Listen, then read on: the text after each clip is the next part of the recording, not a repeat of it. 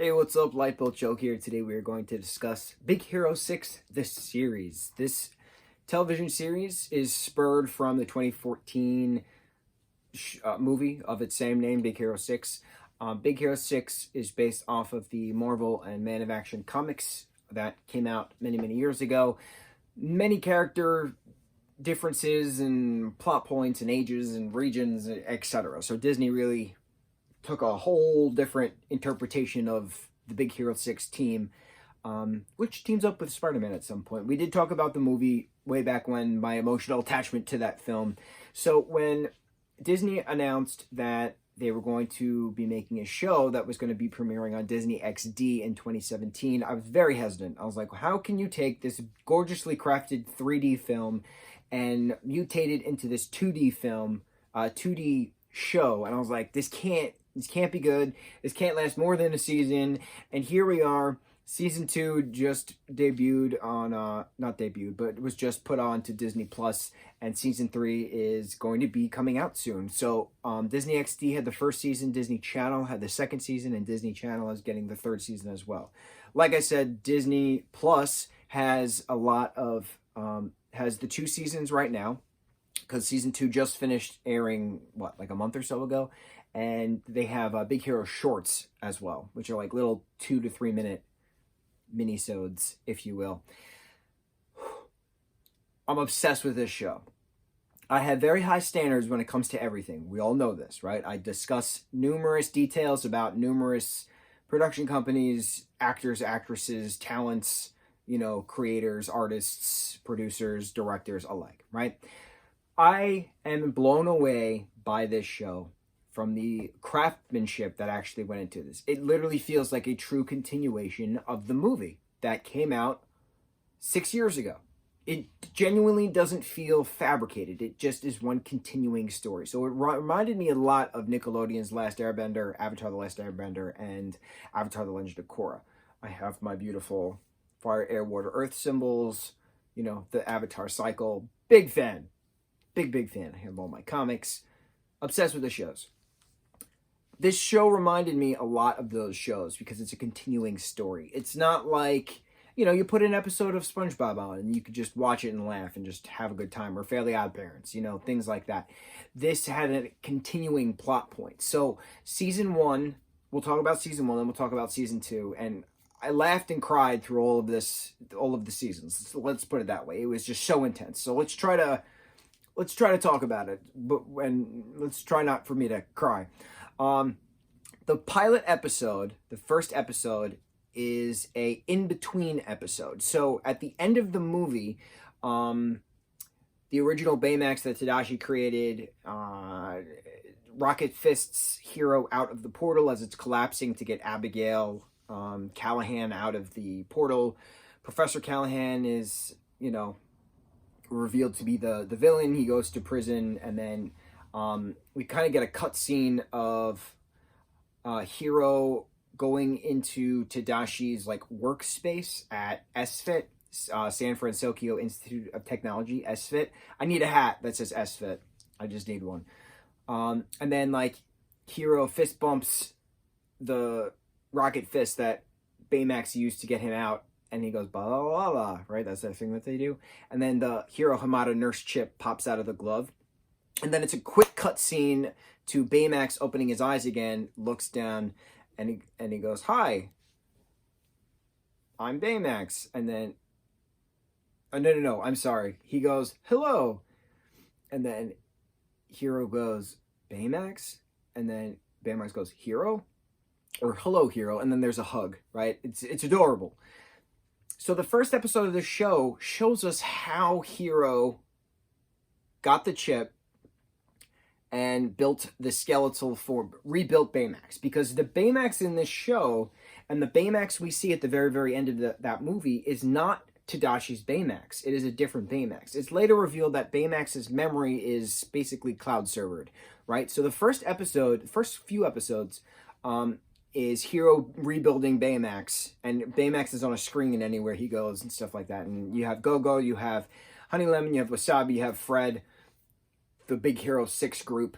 You have Yama, with Little Yama being in another, plot point and villainy throughout the entire series, both in season 1 and season 2. You're introduced to Professor Granville, who has another deep backstory of things, and she's connected to the villain of season 1 and kind of to season 2. But there's just so much information it's like watching a novel unfold in front of you, because it's all about who's related to who and who did what when with who. Now, we forget that San Francisco is old and it's massive, right? And something happened called the Great Catastrophe way back when. And we learned that Lenore Shimamoto, was an art professor at SFIT, which was, at the art division of SFIT. But she was also a secret scientist. She was a physicist, but she had a secret layer in her, in her house, and it was all like chemistry and physics and all this other stuff. And she's the one, it turns out, to have caused the Great Catastrophe with her, seismic waves or something to that extent. So it was interesting learning why certain things were.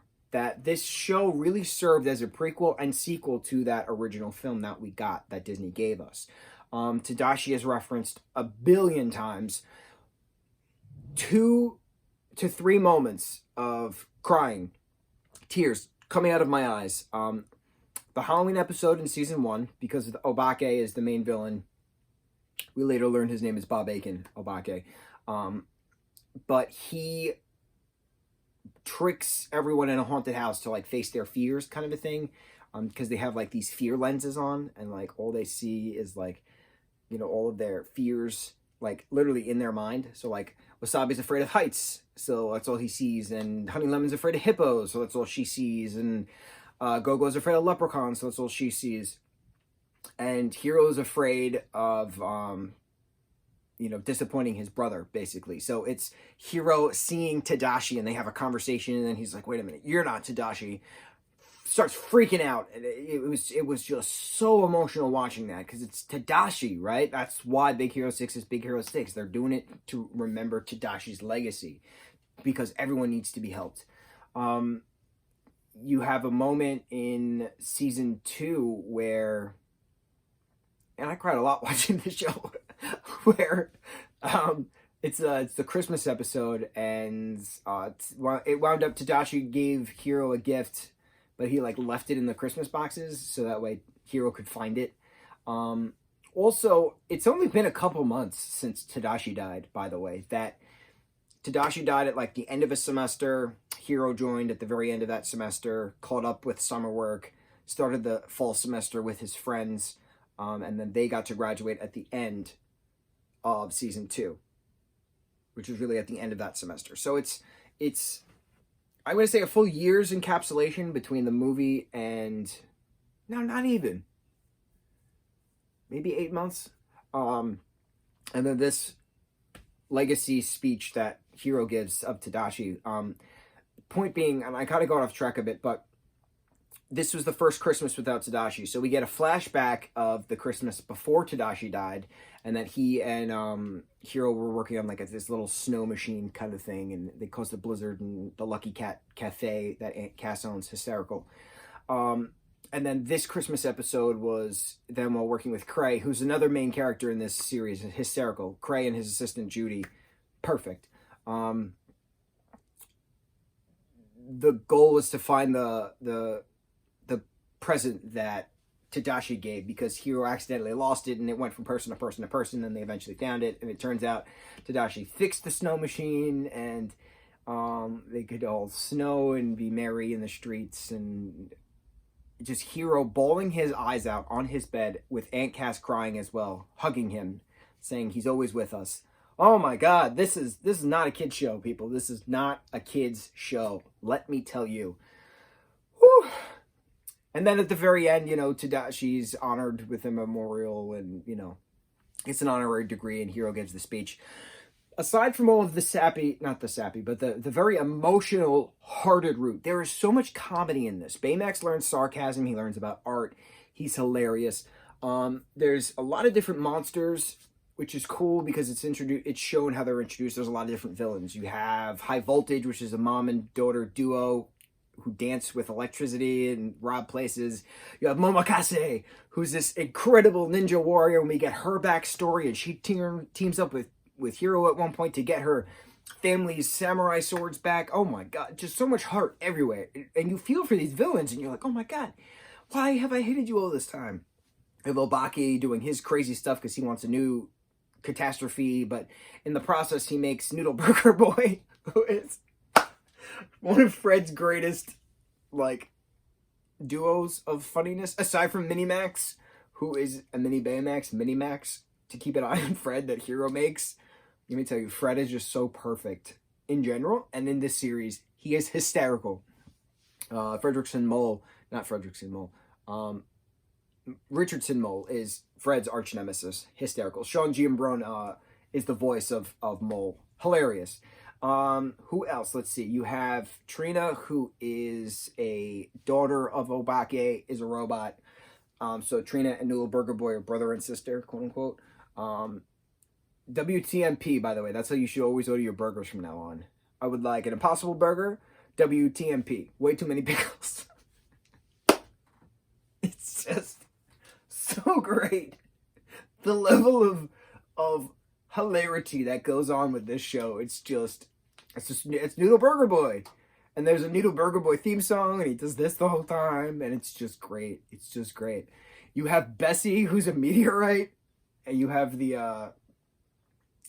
have Ned, who's now a wilderness man who's protecting of Bessie, and you have Globby, who is this guy who's in a relationship with Felony Carl, and we know this, but kids just think they're friends, but they're clearly together. They live in the same apartment. It's just adorable. But Globby is just perfect. It's this guy who inadvertently had an accident with Honey Lemon's purse, and all the chemicals just made him a glob monster, and he can change into anything and do anything he wants. He was a villain. He worked with Obake and Trina and Burger Boy, Noodle Burger Boy, but then he became good and worked with Big Hero 6. So Big Hero 6 turns to be Big Hero 7, to Big Hero 8, to Big Hero Police Force, to just Big Hero everything. And it's just so cool, encompassing that you're willing to sacrifice yourself to save another. That's the point of being a hero. And Hero revealing himself as Hero to the captain, just perfect. Wow. So much of this. It's great. So in season 2, I kind of talked about season 1 and season 2, but season 2 was very, like, Obaki was the villain of season 1. You had Liv Amara, who really wasn't Liv Amara. Ooh, ha ha. The founder, creator, CEO of Sycorax, a biochem future thing. And Hero's arch nemesis, Kermi, she is an intern there as well. Kermi's hilarious and super smart. But Liv will die, basically.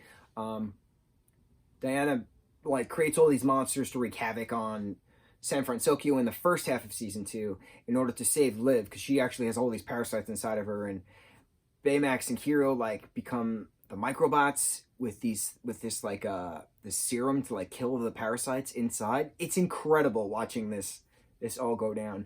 And then the second half is Trina and her robot revolution, buddies trying to destroy San Francisco because her dad wanted to destroy San Francisco. So season 1 was very much one villain of Obake. Season 2 is very much 2 separate stories, and I like that. It was pretty neat because it went really quick too. Was it like 23 and 25 episodes per season, something like that? It's just so many songs, so many dancing, so many random hilarious moments, so much heart and soul. I cannot wait for the 3rd season. I missed on so many different things. Basemax, Megamax, there's so many different Maxes now. Seeing the original Baymax in the portal after Cirque, the French circus performer, like, hones in on Kraytek's portals, and it's just so much happened. So much happened. And it kept you going. Like, I say that in a sense of, You did not expect that this story could continue, and you're like, holy shit, what happens next? Holy shit, what happens next? And it keeps going and going, and you're like, oh, I really want a noodle burger. And Yabi tacos, something like that. I forget the name. Great. So good. I'm exhausted telling you how amazing this show is. Go watch it. Big Hero 6, the series. Disney Plus has the first 2 seasons. Incredible. And that's it. And that's all for now. I am satisfied with my care. Blah, blah, blah.